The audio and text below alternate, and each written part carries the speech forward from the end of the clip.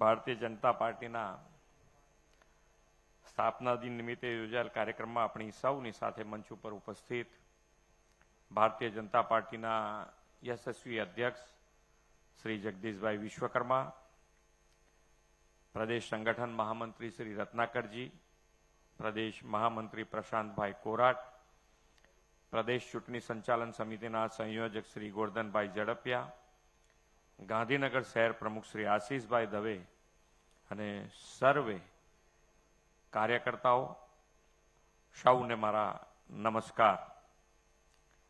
આજે પાર્ટીની સ્થાપના દિવસની આપ સૌને ખૂબ ખૂબ શુભેચ્છાઓ પાઠવું છું। આમ તો પ્રમુખ સાહેબે પાર્ટી ક્યાંથી શરૂ થઈ, કેવી રીતે આપણે આગળ આવ્યા છીએ, લગભગ બધી વાત કે જે આપણા કદાચ અહીંયા બેઠેલા ઘણા બધાને તો ખ્યાલ હશે, પણ કોઈક નવું હોય તો એને કદાચ ખબર ના હોય કે કેવી રીતે કઈ પરિસ્થિતિમાં હતા। કદાચ આપણે બધાએ પાર્ટી ને પાર્ટી માટે જનૂનથી આજે જે લોકો બૂમો પાડી રહ્યા છે, વિપક્ષના સભ્યો બધાએ, પણ એ લોકોને આપણને હેરાનગતિ કરવામાં ક્યાંય બાકી નથી રાખ્યું। એટલે જે આપણે ક્યાંય વિચારી ના શકીએ એટલી હેરાનગતિ એ લોકો કરી શકે, અને એ રીતે જુસ્સાથી આપણી વિચારધારા જેને કહેવાય, વિચારધારાને સહેજ પણ બદલાવ વગર આપણી સંસ્કૃતિ, આજે માન્ય વડાપ્રધાન શ્રી, વિકાસ આપણે કરવો છે પણ વિરાસતના ભોગે નહીં। આપણી જે વિરાસત છે, આપણી સંસ્કૃતિ છે, એ પકડી રાખીને આપણે આગળ વધવું છે। અને એટલે જ આજે કોઈ પણ પરિસ્થિતિ હોય, ધીમે ધીમે ધીમે ધીમે આપણે આગળ જ વધતા ગયા છે। જુઓ, પાછા પડ્યા નથી। ભલે 2 સીટ આવી હોય તો 2 સીટ, 2 સીટથી આપણે નારાજ નથી થયા, આપણે હલબલી નથી ગયા। 2 સીટ આવી તો 2 સીટ, પણ આપણે ફરીથી પાછા ઊભા થયા। અને એ જુસ્સો જે છે, એ જુસ્સો જ આપણી પાર્ટીનો જે મૂળ આધાર છે, એ મૂળ આધાર એ આપણો આ જુસ્સો છે। કોઈ પણ પરિસ્થિતિમાં ડગ્યા વગર આગળ વધવાનું। અને એનું કારણ શું છે કે આપણા વડાપ્રધાન શ્રી પણ હર હંમેશા આપણને કહે છે, વાજપેયીજી હોય, અડવાણીજી હોય, તો બધાએ એક જ વાત ઉપર અડગ છે કે આપણે આપણા કોઈ પણ કાર્યમાં રાષ્ટ્ર પ્રથમની ભાવના સાથે કામ કરીએ છીએ। એટલે આપણે ચૂંટણી માટે, જીતવા માટે, ચૂંટણીની હાર જીત માટે કામ ક્યારેય નથી કર્યું। પ્રજાજનોના સુખાકારી માટે, પ્રજાજનોની સુખાકારી માટે હર હંમેશ કામ કર્યું છે। આપણને ગૌરવ થાય કે આજે 370ની કલમ દૂર કરી અને આજે કાશ્મીરમાં તિરંગો લહેરાય, એટલે અહીંયા બેઠેલા આપણને જેને કહેવાય કે ગૌરવ આપણા દિલમાં વધે। કેટલાય આપણા કાર્યકર્તાઓ કે જેણે પરસેવો પાડીને આ પાર્ટીને સિંચી છે, એને પણ આજે યાદ કરવાનો આ દિવસ છે। અને એમને પણ હું વંદન કરું છું કે એ લોકો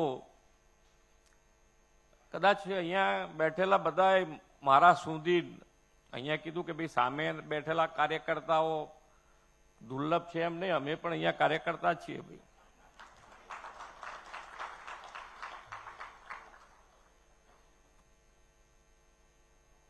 તો લઈ આજે તો પોસ્ટર કોઈકનો ઓર્ડર આપી દઈએ છે, લગાડી દેજે ભાઈ આટલા, તો ફટ દઈને લાગી જાય।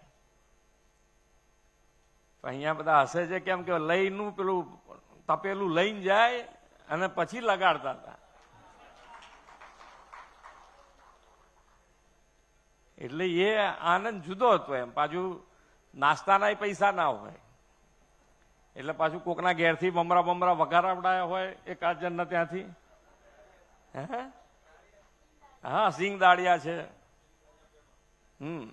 પણ એટલે એ રાતના સમયે કોઈકના ઘેરથી લાવે એમ, અને ત્યારે 3, 4, 5 જણા જે કામ કરતા હોય એ ખાય આરામથી, રાત્રે 2 વાગે લગાડે.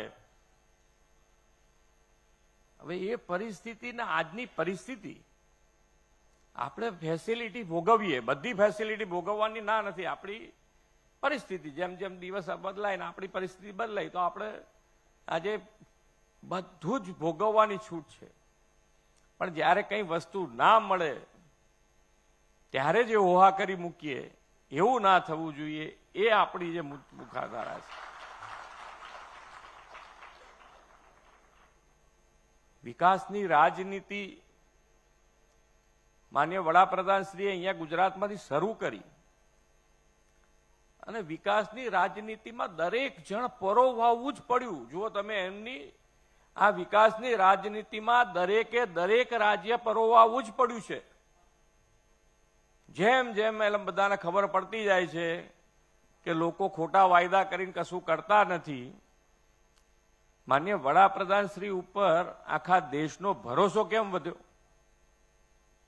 તો જેટલું એમણે ગુજરાતમાં બોલ્યા એટલું જમીન ઉપર ઉતારીને બતાડ્યું,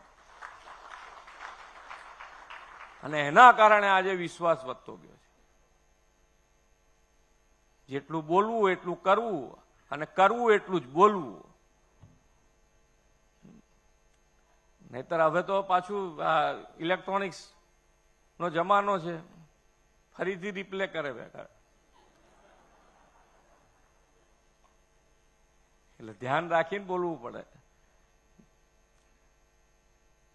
પણ વિકાસની રાજનીતિમાં અહીંયા બેઠેલા ગુજરાતમાં દરેક જણ જુઓ તમે કે ગુજરાતની પરિસ્થિતિ શું હતી, અને જે બૂમો પાડે છે એને તો શું છે કે આપણામાંથી ખામીઓ શોધવાની છે,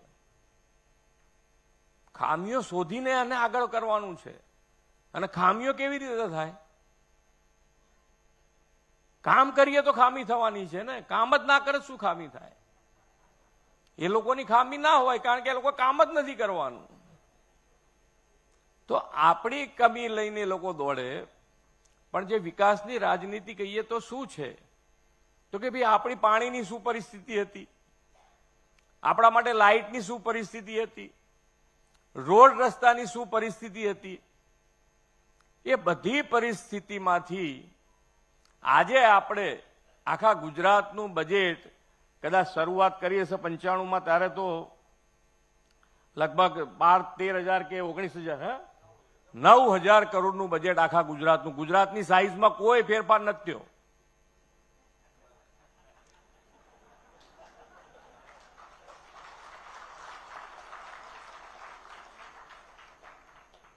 અને આજે 4,08,000 કરોડનું બજેટ છે આપણું.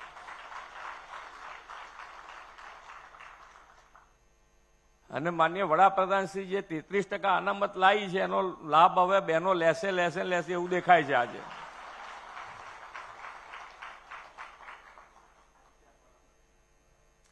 અત્યારે તો ગુજરાતમાં ઇલેક્શનનો માહોલ છે એટલે તમારી સક્રિયતા વ્યાજબી છે.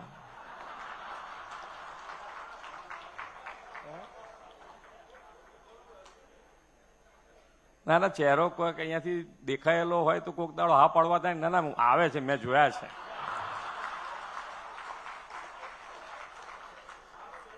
હે, દરેક વખતે આવે છે. હા, એ તો આપણે બધાને પ્રેક્ટિસ હોય ને. આપણે બધા ભણેલા ગણેલા છીએ. એ તો કોંગ્રેસના પ્રમુખને ખબર નથી, અમે બધા ભણેલા ગણેલા છે. અમે કેટલાય જણની હાજરી પુરાઈ દીધી છે કોલેજમાં આપણે કેટલાય જણની ભાઈબંધની હાજરી પુરાઈ દીધી છે. હમણાં જ નીચે ગયો છે પૂરો. એકબીજાનું હાચવીએ. ભલે કોક દાડો પ્રમુખમાં નામ આપણું ના આવ્યું ને પછી ઝઘડીએ, વસ્તુ જુદી છે. એ તો ચાલે, હક છે આપણો. એકબીજા જોડે ઝઘડો કરવાનો હક તો આપણો જ છે ને. ઘરમાં થતો હોય છે ને નથી થતો? હે, ઘરમાં ઝઘડો તો થાય. પણ જે રીતે ધારો કે અત્યારે વૈશ્વિક પરિસ્થિતિ, આ વૈશ્વિક પરિસ્થિતિમાં ભારતીય જનતા પાર્ટીના કાર્યકર્તા પાસે આપણી શું અપેક્ષા હોઈ શકે, એનું ખાસ ધ્યાન રાખવા જેવું છે કે જે પ્રમાણેનો માહોલ સર્જાયો છે એ પ્રમાણે અત્યારે એવું નથી લાગતું કે કાલે બંધ થઈ જાય ને પછી, એટલે એની અસરો બધા દેશોમાં પડી છે. એવું નથી કે આપણા ભારત દેશની વાત છે, પણ આપણી પાસે એટલું સારું નેતૃત્વ છે. માન્ય વડાપ્રધાન શ્રી નરેન્દ્રભાઈ, અમિતભાઈ પૂરતું ધ્યાન, જેને કહેવાય કે પૂરતું ધ્યાન રાખી રહ્યા છે, અને એ ધ્યાનના હિસાબે અમને પણ આપણે હંમેશા નાના માણસનો વિચાર માન્ય વડાપ્રધાનશ્રીએ કર્યો, અને એના કારણે જ આજે એક્સાઇઝ ડ્યુટી ઘટાડીને હજુ પણ પેટ્રોલ ડીઝલનો ભાવ ન વધે એના ઉપર પૂરતું ફોકસ કર્યું છે. પણ આપણે હવે આપણી ધીરજ રાખવાનો સમય છે. કોઈ પણ માણસ કઈ પરિસ્થિતિ, શેના હિસાબે, ક્યાંય પણ આપણો જવાબ આપવામાં આપણો સંયમ ના ગુમાવવો, એ આપણે અત્યારે પૂરતું ધ્યાન આપવાનું. કારણ કે કોઈ અફવા ફેલાઈને આપણને ડિસ્ટર્બ કરે. અત્યારે બીજું કંઈ ના ફાવે તો આ કચ્છ કરે. એમને એ ખબર નથી કે ભાઈ આ સમય એવો નથી કે જેમાં રાજકારણ થાય, પણ છતાંય રાજકારણના મગજમાં તો એમ જ છે કે ભાઈ અમારે તો ગમે તેમ કરો. એક વખત મને બધા આપણા વિપક્ષના બધા ધારાસભ્યો મને મળવા આવ્યા. મને કહે કે અમને સરકાર તરફથી હેરાનગતિ થાય છે, આ તે છે. મેં કીધું ઠીક છે. મેં કહ્યું પણ બીજા બધા રાજ્યમાં ક્યાંય જોઈ આવ્યા છો? તમારું સ્ટેટ છે ત્યાં ભાજપને કેટલા હેરાન કરો તમે જોઈ આવ્યા છો ખરા?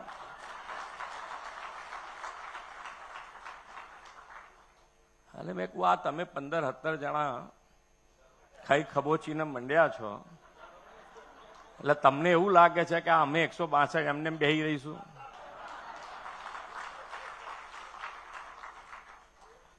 અને સરકાર તો સરકાર જ રે, સરકાર રે. ભૂપેન્દ્રભાઈની તાકાત ખમવાની વધાર હોય તો 2 ઝટકા વધાર ખાધા પછી સરકાર થાય, પણ સરકાર તો સરકાર જ હોય. પછી એમાં આગુ પાછું કઈ ના ચાલે, એ તો પાડી જ દે પછી. એટલે હવે જે પ્રમાણે ભારત દેશ અને ભારત દેશનું ગૌરવ વિશ્વમાં વધ્યું છે, અને એ પરિસ્થિતિમાં કોને ક્યાં આગાડી શું પેટમાં દુખતું હોય આપણને ખબર હોય નહીં. એટલે મોટા મોટા દેશની જે પરિસ્થિતિ છે એના કરતા આપણે જે કહીએ ને કે મોદી સાહેબ છે તો મુમકિન હે, નહીતર આપણે અત્યારે દોડધામ કરાવી નાખે. પણ ખૂબ સારી પરિસ્થિતિ છે અત્યારે. ગુજરાતમાં પણ અમે રેગ્યુલર મોનિટરિંગ કરીએ છીએ. અનાજથી માંડીને, લાઇટથી માંડીને, પાણીથી માંડીને, પેટ્રોલ, ડીઝલ, ગેસના બાટલા સુધીનું પૂરેપૂરું મોનિટરિંગ થાય છે, અને અત્યારે ક્યાંય તકલીફ નથી. પણ ભવિષ્યમાં જુઓ કેવું. આપણે તો વસુદેવ કુટુંબકમમાં માનીએ એટલે શાંતિ માટેની પ્રાર્થના કરીએ કે ભાઈ બધાને બુદ્ધિ હારી આવે ને આ બધું શાંત થાય.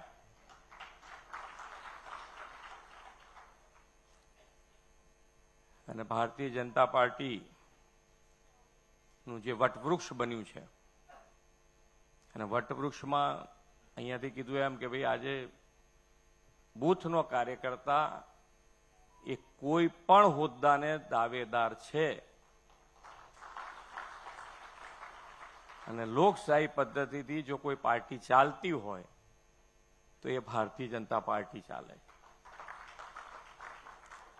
ઘણી વખત આપણું ધારેલું ના થાય તારા આપણને એમ લાગે કે આ લોકો ભલે કહીએ કે પણ એ તો આપણું સાંભળે નહીં, તો એમનું જ ચલાવે, એમના જોડે હોય એને જ આપે. કેમ ટિકિટ એવું થાય ને, ટિકિટ આપી દે, હોદ્દો આપી દે, તારે એવું થાય ઘણી વખત. પણ આપણે બધા એક કેમ છીએ તો કે ભાઈ તમને હોદ્દો ધારો કે મને મળ્યો, આપણે બીજા કોઈ નામ દઈએ તો પાછા એકબીજાની હામું જુએ. એના કરતા મારી હામું એ જુએ તમે બધા, મારું નામ દઉં તો કે ભાઈ મને હોદ્દો મળી ગયો, પછી મારો વ્યવહાર કેવો છે કે ભાઈ સીએમ થઈ ગયા, કાલ સુધી તો જોડે બેસતા હતા, આજે 2-2 કલાક બહાર બેહાડી રાખે છે. એ બધું નડે, એ વ્યવહાર ન હોવો જોઈએ. કે ભાઈ આપણો કાર્યકર્તા આવ્યો છે, આપણો ધારાસભ્ય આવ્યો છે, જિલ્લા પંચાયતનો પ્રમુખ આવ્યા છે, તો એને એની સિસ્ટમ પ્રમાણે ટાઈમ પ્રમાણે એને મળી લેવું. આપણો વ્યવહાર, આપણું જે બોલવાનું, જવાબ આપવાની પદ્ધતિ એ એટલી સારી હોય તો પછી તમને 2 દાડા પછી એમ થાય ભલે ભૂપેન્દ્રભાઈ સીએમ બનાય પણ સારું છે, આપણને બોલાય તો લે.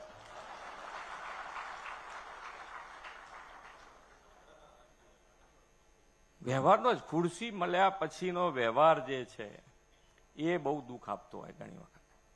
બાકી તો ક્યાં તકલીફ છે, બધા એને ખબર છે કે ભાઈ આટલા બધા હોદ્દા છે નહીં, આટલા બધા હોદ્દા છે નહીં ને એટલા બધા આપવાના થાય.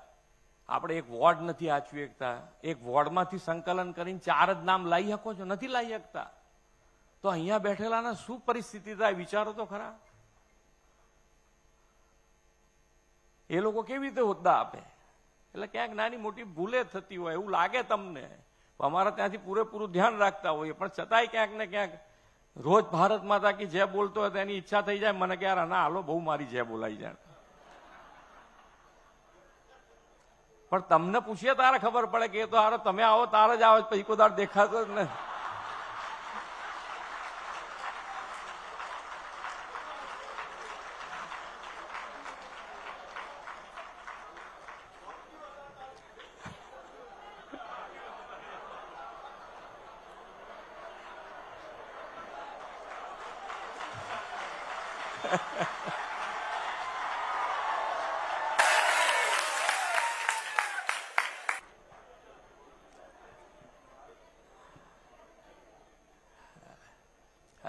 અને બીજે દાડે છાપામાં ફોટો એનો આવે એટલે તો બહુ દાજ આવે, એટલે તો બહુ દાજ આવે કે સારું જો આપણે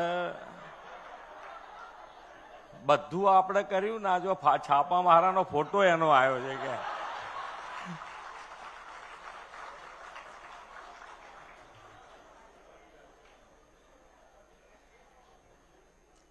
પણ આપણે તો દરેક કાર્યકર્તાને સાથે રાખી શકીએ છીએ, આપણી વિચારધારાને પકડીને ચાલીએ છીએ આપણે, એટલે આપણે બધા મળતા રહેતા હોઈએ છીએ. પણ આપણી પાર્ટીનો જે મૂળ આધાર છે કે વ્યક્તિ સે બડા દલ, દલ સે બડા દેશ, આ આપણા મગજમાં લાવી દેવાનું. ક્યાંક ઝઘડો કરવાનું મન થાય, કોકનો હોદ્દો અપાઈ ગયો હોય, તારા મગજમાં આવું લાવી દેવાનું કે યાર. અને આપણે બધા એક છીએ. આપણે તો કાર્ય મંત્ર માન્ય વડાપ્રધાનશ્રીનો કાર્ય મંત્ર જ બનાવીને ચાલવાનું છે. સૌનો સાથ, સૌનો વિકાસ, સૌનો વિશ્વાસ, સૌના પ્રયાસ. આ કાર્ય મંત્રથી આપણે સૌ સાથે મળીને આગળ વધીએ. ફરીથી બધાને ખૂબ ખૂબ શુભેચ્છાઓ પાઠવી વિરમું છું. ભારત માતા કી જય, વંદે માતરમ, જય જય ગરવી ગુજરાત.